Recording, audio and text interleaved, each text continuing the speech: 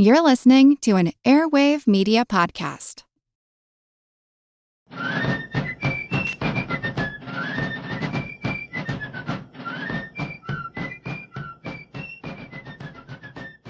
Hello, and thank you for joining the American Revolution. This week, episode 336, Planning the Northwest Territory.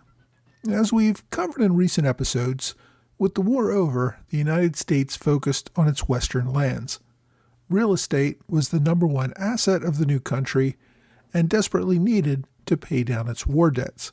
Congress had also made promises of land grants to soldiers during the war and hoped to use these western lands to make good on its promises to those veterans.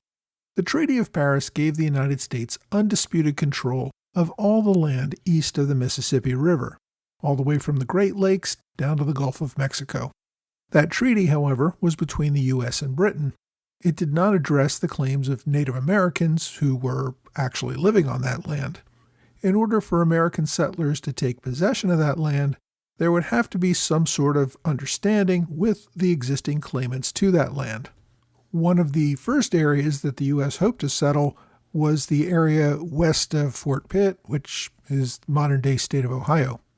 Although much of this land was occupied by the Delaware, Shawnee, Seneca, Mingo, and other tribes, the Iroquois had claimed dominion over most of these territories.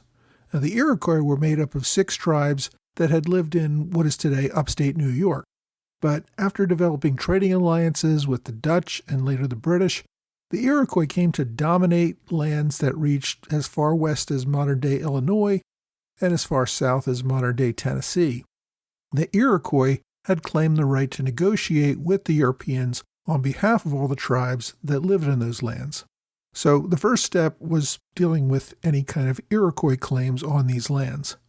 In 1784, Congress sent a delegation of 3 men to meet with representatives of the Iroquois to discuss control over the Ohio Valley: Arthur Lee, Oliver Wolcott, and Richard Butler. They sent word that they would meet with Iroquois leaders at Fort Stanwix, which was also known as Fort Schuyler, to open discussions. Now, I've mentioned Arthur Lee before. The Virginian spent most of the Revolutionary War in Europe as part of the diplomatic team that tried to develop European alliances. Lee seemed to spend most of his time over there bad-mouthing his fellow delegates and trying to obtain more power for himself, but he returned to America near the end of the war and took a seat in the Continental Congress. Oliver Wolcott was from Connecticut. He had seen action against the Indians during the French and Indian War. Those experiences with the Indians led to his appointment as a commissioner of Indian Affairs early in the Revolutionary War, with the goal of trying to keep the Iroquois neutral.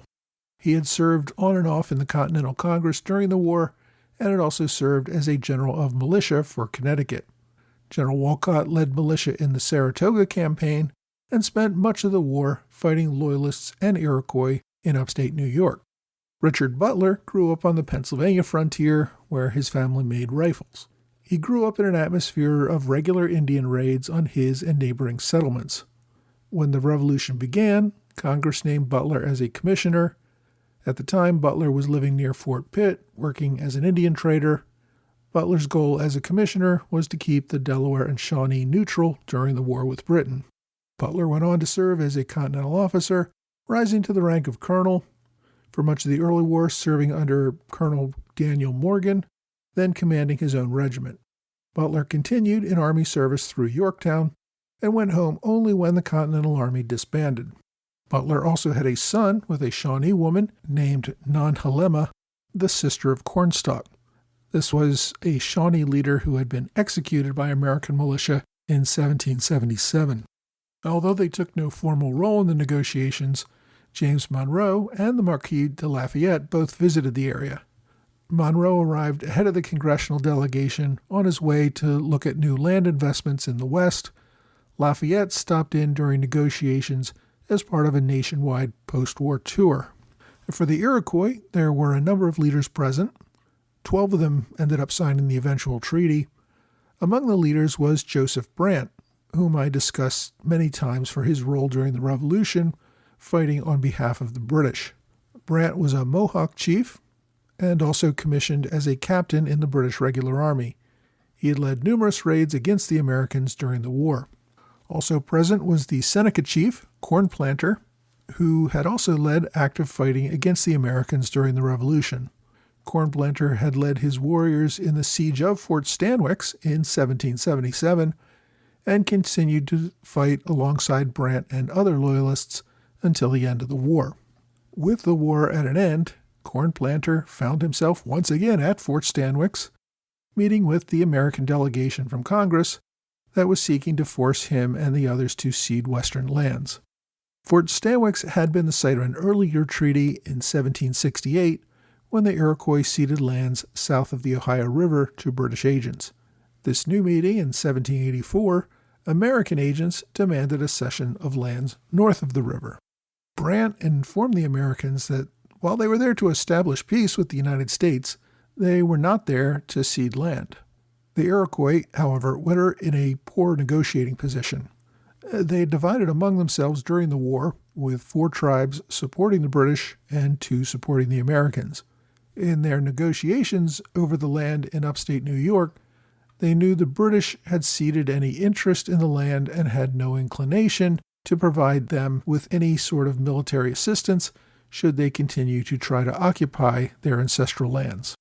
So, over the course of the summer of 1784, and this is even before the congressional delegation arrived, New York authorities, under Governor Clinton, were trying to force a cession of these lands to be open to settlement. The Indians were waiting for the commissioners from Congress, who were supposed to arrive that summer, but never showed up. Brant eventually left. He had to return to Quebec, where he was working with the departing Governor Haldeman to put down on paper the promised land claims for the Mohawk that had lost lands in New York because of their support of the British and were getting new lands around Quebec. Brant also planned to sail for London before winter set in to make his case for compensation to officials in London. The congressional delegation finally arrived in early September. One of their first actions was to take the Indian chiefs as hostages to be exchanged for American prisoners still held by various tribes. Without any real military might, the native delegation had no real bargaining power, and they were forced to sign a treaty agreeing that they would continue to be held hostage until the return of all American prisoners. They were also forced to cede most of their homelands. Only the Oneida and Tuscarora, who had remained allied with the Americans, would keep their homelands. Claims to what is today most of southern New York and northern Pennsylvania, as well as Ohio, were given up following negotiations with the New York and Pennsylvania delegations. In exchange, the commissioners made vague promises to order and deliver goods for the use of the Six Nations, but that was really about it. The treaty was essentially a forced land grab. Without any military backing, the natives were forced to concede. None of the Indian councils who reviewed the treaty agreed to ratify it, and many of them ended up disavowing it. But as far as the Americans were concerned, the Iroquois had ceded their claims to this land. Having concluded the treaty, 2 of the commissioners, Arthur Lee and Richard Butler, traveled to western Pennsylvania to secure lands from the local tribes as well. The 3rd commissioner, Oliver Wolcott, returned home to the east. The commissioners traveled to Fort McIntosh, which is about 25 miles north of Fort Pitt. There, they met with the new 3rd commissioner, George Rogers Clark. Following his war service for Virginia in securing western lands, Clark began working as a surveyor of western lands to be used to make good on promises to war veterans. Clark had been an Indian fighter for most of his life, and by this time had become a leading advocate for the removal or destruction of the Indians generally. The local militia seemed to share this sentiment, as I've discussed in previous episodes. Several massacres in the region, including the Naddenhuten massacre of Indian pacifists, demonstrated the level of vitriol that had grown between these two groups. Fort McIntosh had been built during the war as part of the American effort to push westward into Ohio, with the ultimate hope of taking British-occupied Detroit. During the war, hostile native receptions prevented this from happening, and when the war ended, the Continentals turned over Fort McIntosh to the state of Pennsylvania. Originally, the commissioners had hoped to meet at Cuyahoga, which is near modern-day Cleveland, but they opted for Fort McIntosh. Concerns for safety, not only from Indians, but also from the brutal winter weather, caused the commissioners to call for the negotiations to take place at Fort McIntosh, where hundreds of Pennsylvania soldiers secured the area. Like the Treaty of Fort Stanwix, the conference at Fort McIntosh primarily consisted of the Americans dictating terms to the Indians. Once again, the Americans took hostages from the Indian leaders, demanding that they remain in American custody until the return of American prisoners taken by various tribes during the war. The treaty made clear that these tribes were now under the protection of the United States, and that any claims by Britain or France, Spain, the Iroquois, or anyone else were no longer relevant. The document forced various tribes present, and these included the Delaware, Wyandots, Chippewas, and Ottawas, to cede large portions of land, leaving them with reserved lands in about one-third of what is today the state of Ohio. The Indians protested, noting that in previous treaties they were guaranteed all these lands, which were north of the Ohio River. The American response was simply that the U.S. claimed these lands by right of conquest. The Americans offered really nothing in return for this land cession other than an agreement that they would not continue war against these various tribes. The Indian leaders present signed the treaty, which was finalized on January 21, 1785. Like the Treaty of Fort Stanwix, this agreement was largely repudiated and rejected by the tribes that lived on the land. As far as Congress was concerned, though, this treaty confirmed that the land was now legally the property of the United States. With Congress satisfied that it held a proper claim to these western lands, it once again took up the issue of how to distribute these lands and form new states. As we covered in episode 334, Jefferson had helped push through a bill that laid out a series of rectangular states that would constitute new states to join the Union once they met certain population levels. And shortly after its passage, Jefferson left to take up a diplomatic post in Paris. This all happened back in 1784. So, now that these treaties were established, Congress took up the matter again in the spring of 1785, and it established a new committee headed by a new Virginia delegate, William Grayson. During the Revolutionary War, Grayson had served as an officer in the Continental Army and for a time was an aide-de-camp to George Washington. During the later part of the war, Grayson served on the Board of War. In 1781, he resigned and returned home to resume his legal practice. In 1784, he took Arthur Lee's seat in the Virginia House of Delegates when Lee left to serve in the Continental Congress. A year later, Grayson also joined the Virginia delegation to the Continental Congress. In April of 1784, Grayson's committee got down to business in deciding how to deploy these western lands. The work was largely based on Jefferson's outline from 1784, but it went on to define exactly how all this land would be subdivided and distributed. The committee took a few weeks to work out the details, then presented their plan to Congress, which adopted it on May 20th. The ordinance first called for surveyors to create a grid of square townships, each 6 miles by 6 miles. Within each township, a 1/7 portion would be turned over to the Secretary of War for the use of Continental Army veterans. The Board of Treasury would be permitted to sell other lots, and certain lots would be reserved for government use, some of it for future sales. Also, there was to be the establishment of a public school within each township.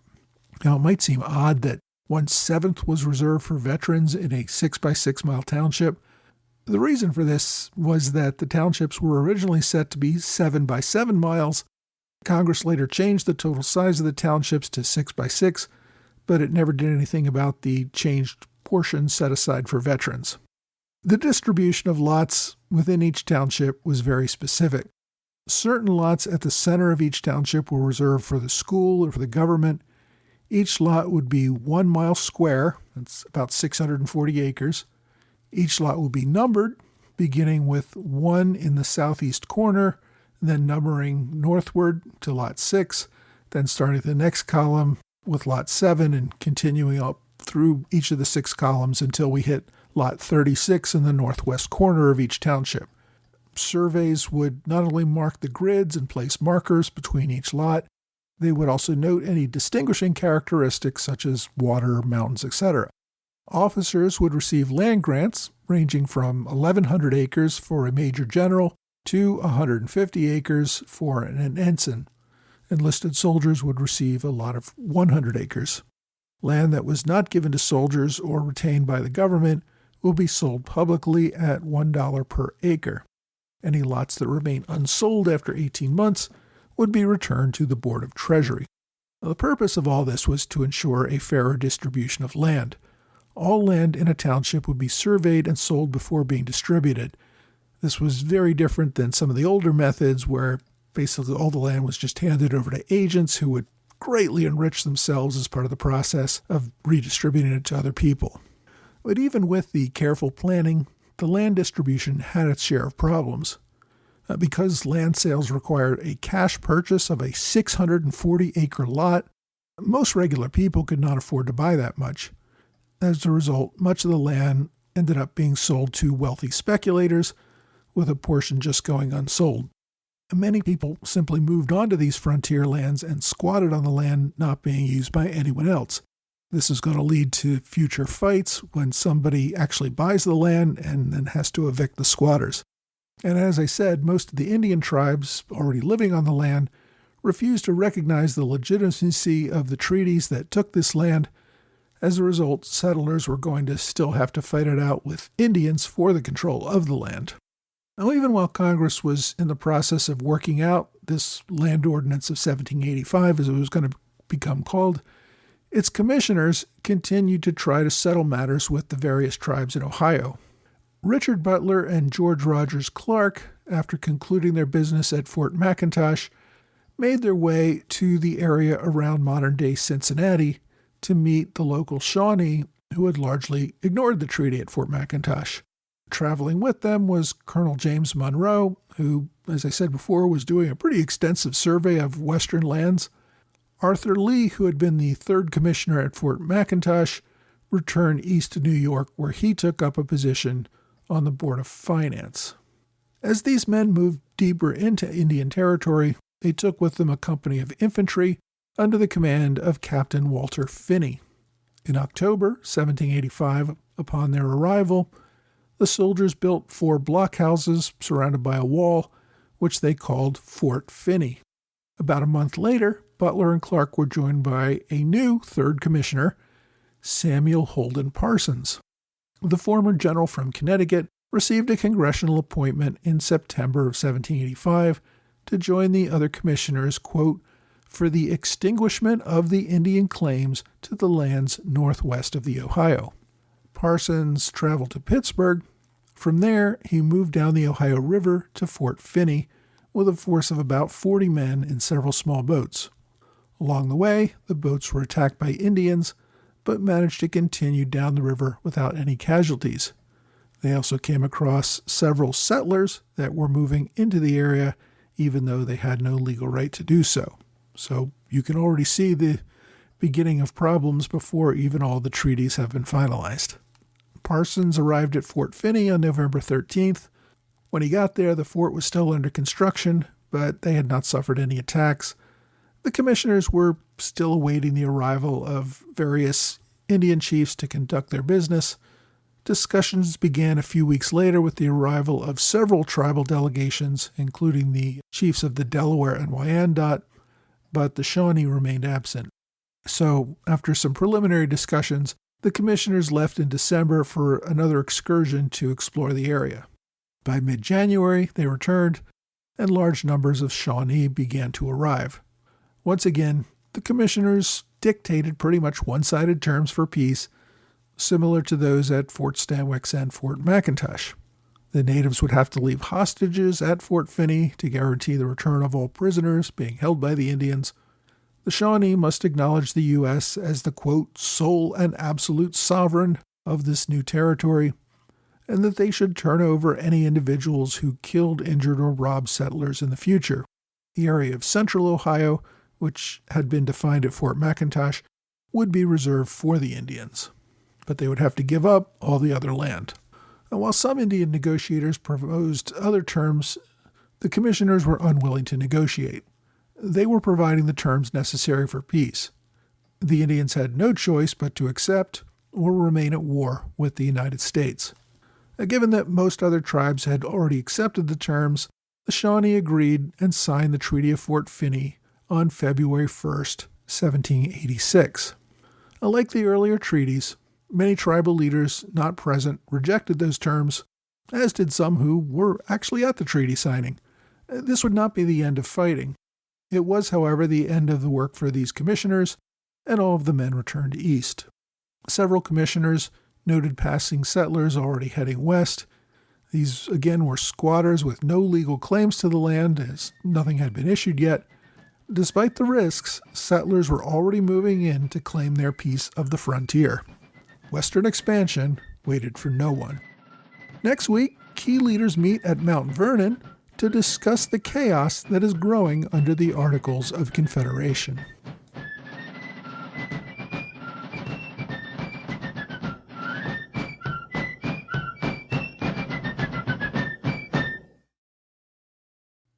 Hey, thanks for joining the American Revolution Podcast After Show, part of the Airwave Media Network. Thanks to my Patreon supporters in the Alexander Hamilton Club, George Davis, Mike Hager, John Celentano, and Michael Mulhern. Thanks to Robert Morris Circle supporters, Richard McCabe, TJ Walker, and Curtis Johnson. And thanks also to Ron Thorson, who recently upgraded to the Robert Morris Circle this month. I also want to thank Cale Aldner for a generous one-time gift via Venmo, and thanks for your kind note as well.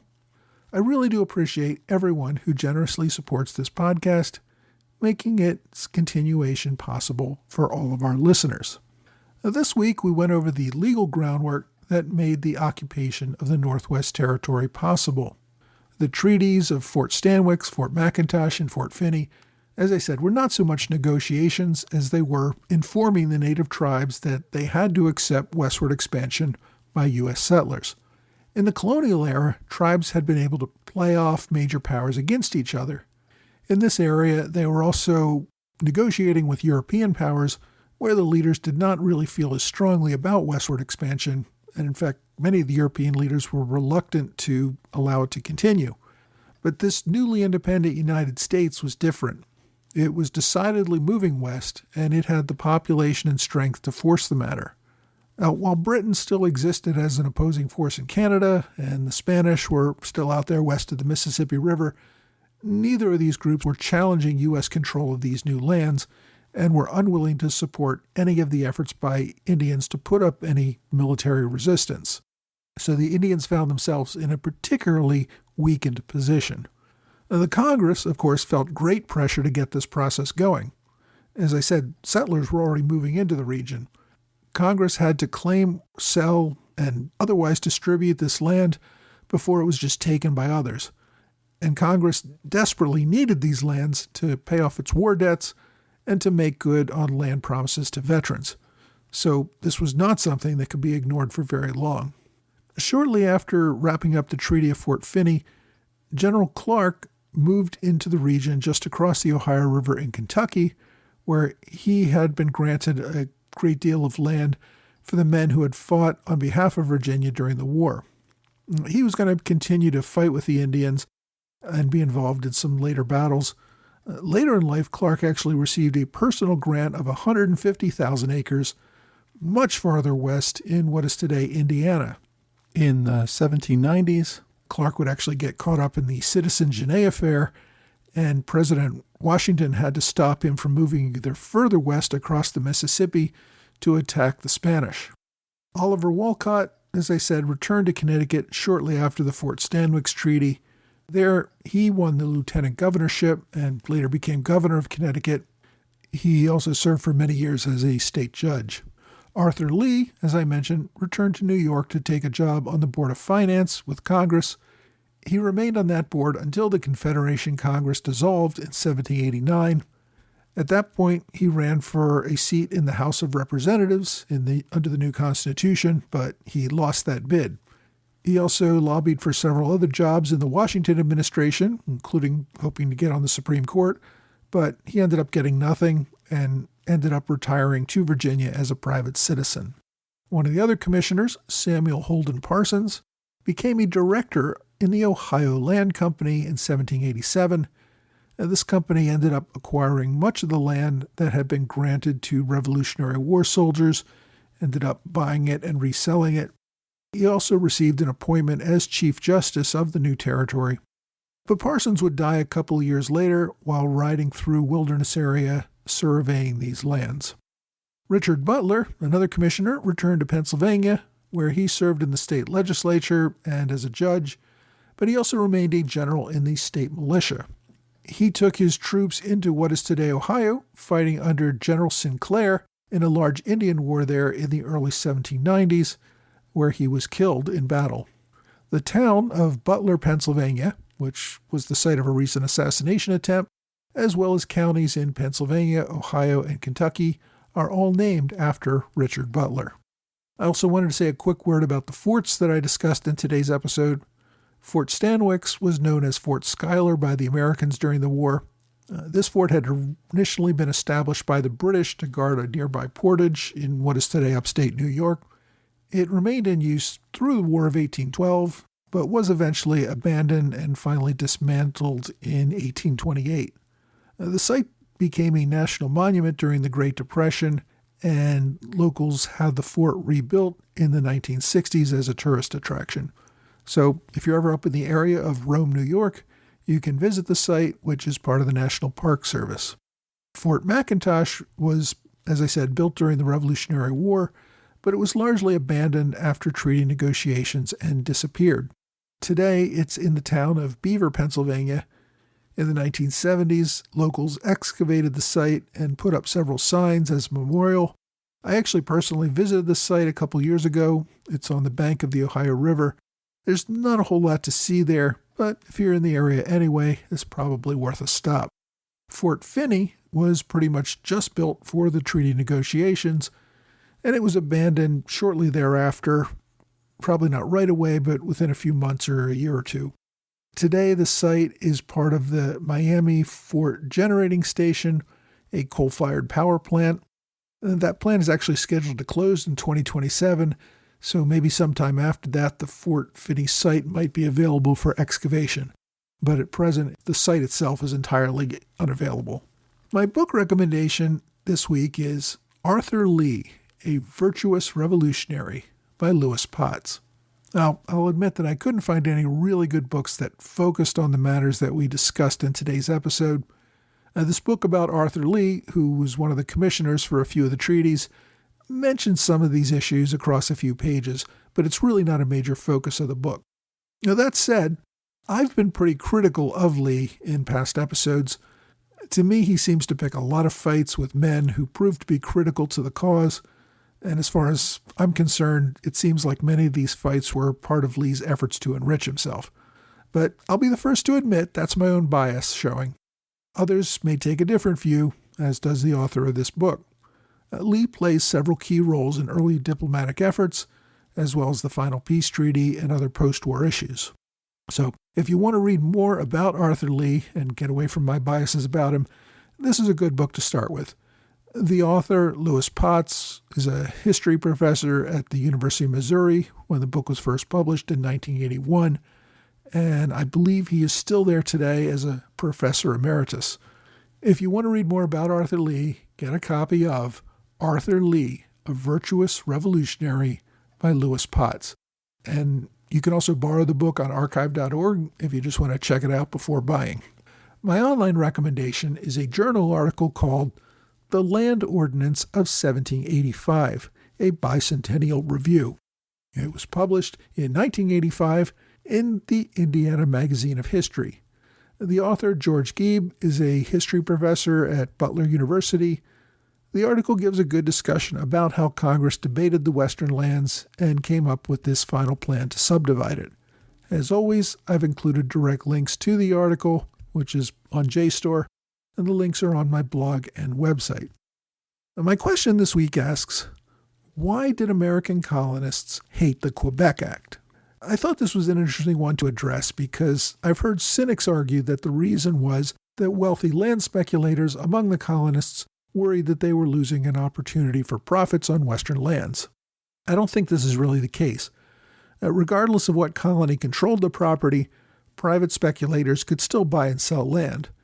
Perhaps some of them might lose out on insider deals they might have with their own colonial leaders, but I think the real issue goes well beyond land speculators. You have to remember that back in the 1750s, the British colonies in North America had fought the French and Indian War for the explicit purpose of claiming those western lands in the Ohio Valley as part of the British colonies. Mostly New York, Pennsylvania, Virginia, and Connecticut had claims to these lands. The French, however, were claiming that same land as part of Quebec. Now, as a result of this war, the British colonies not only secured their claims, as guaranteed in their colonial charters, but also assisted Britain in taking complete control of Quebec itself. The British ruled Quebec with a relatively gentle hand. They allowed the Quebecois to continue living there, maintain their French language and their Catholic faith. At the same time, they gave the locals no real say in the actual running of the government. The British appointed leaders who ran Quebec as they wished. During this same time, we're talking about the protest period leading up to the American Revolution, the other British colonies were complaining that the government in London was trying to push them in the same direction, where London could control colonial policy and the colonists would have little to no say over their own laws and policies. As the British colonies fought these incursions into their rights of self-government that they had enjoyed for generations, the British passed the Quebec Act. This gave all the land that the colonies had fought for and won 15 years earlier directly to their old enemies, the Quebecois. It allowed the British to rule that territory under the same terms that they ruled in Quebec, that is, no rights of self-government for the locals. The act also terminated the land claims that other colonies had in their colonial charters. Many colonies saw this as a power play by London and a way of punishing them for fighting for their rights. They saw it as another step by the ministry to impoverish and enfeeble them, while giving more generous benefits to the formerly French colonists who did not demand the same rights. The result would be a much larger and more powerful empire to their west, run by the British government, but under the tyrannical French laws and traditions that they had fought to prevent. For these reasons, the colonies believed the Quebec Act to be illegal, and of course, after gaining independence and winning the war, the Quebec Act became voided by the Treaty of Paris, which recognized U.S. rights to all of these Western lands. If you have a question you'd like me to answer, please reach out to me, either via email or on Twitter, Facebook, Quora, or Reddit. Well, that's all for this week. I hope you will join me again next week for another American Revolution podcast.